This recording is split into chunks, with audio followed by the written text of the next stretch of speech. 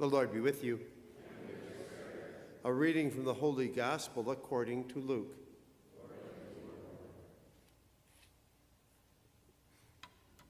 Someone in the crowd said to Jesus, "Teacher, tell my brother to share the inheritance with me."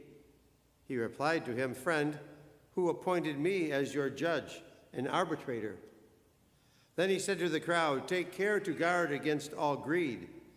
For though one may be rich, one's life does not consist of possessions." Then he told them a parable. There was a rich man whose land produced a bountiful harvest. He asked himself, "What shall I do? For I do not have space to store my harvest." And he said, "This is what I shall do. I shall tear down my barns and build larger ones. There I shall store all my grain and other goods, and I shall say to myself, 'Now as for you, you have so many good things stored up for many years. Rest, eat, drink, be merry.' But God said to him, 'You fool, this night your life will be demanded of you, and the things you have prepared, to whom will they belong?'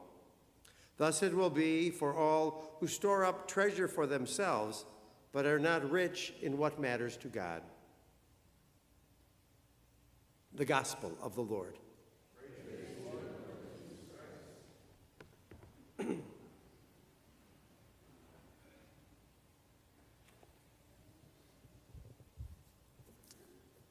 Father Richard Rohr is a Franciscan priest and spiritual writer, and he says, every point of view is a view from a point. We look at things we view things from the point of this world. Jesus came to give us a different point from which to view. Someone in the crowd wanted Jesus to settle a dispute. He wanted Jesus to tell his brother to share the inheritance. He was viewing things from the point of this world. Things are limited, and he wanted his share. You have to get everything you can. Same was true in the parable Jesus told. The rich man had a harvest that was too big for his barn. So he decided he would tear down his barns and build bigger ones. That way, he would be able to hold everything. So you have to hold on to as much as you can. Then he would be set for the rest of his life. He never gave any thought to sharing some of what he had with those in need. By sharing some, he would end up with less. Then he might not have as much as he would need. Jesus gave us a different point from which to view. He showed us that life is bigger than this world. He showed us a new way of living in this world, God's way. God's way of living orients us to life beyond this world. It's not about hanging on to and getting as much as you can. It's about living a life of concern for others. It's not about building bigger barns.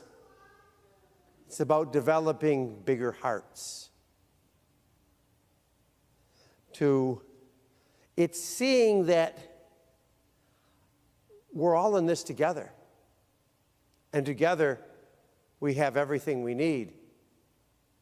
So we share, we see the gifts that we had as being used for the good of all. We were given this new point from which to view when we were baptized. We died in the waters of baptism and rose to new life with Jesus. We already share in the life that has no end. We don't try to hold on to as much as we can.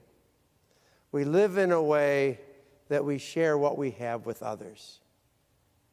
From viewing from this point, we see that it's not more stuff that prepares us for eternal life. You could never have enough stuff for eternity. But we prepare ourselves for eternal life by loving and being merciful in greater ways. That's the stuff of God. That's the stuff that lasts forever. We could say our readings today are about security, about preparing for the future. If life is only about this world, then our security is in our possessions. So build bigger barns and hold tight to everything you have. But if life is bigger than this world, then our security is in God. So love and be merciful in bigger ways and lead generous lives.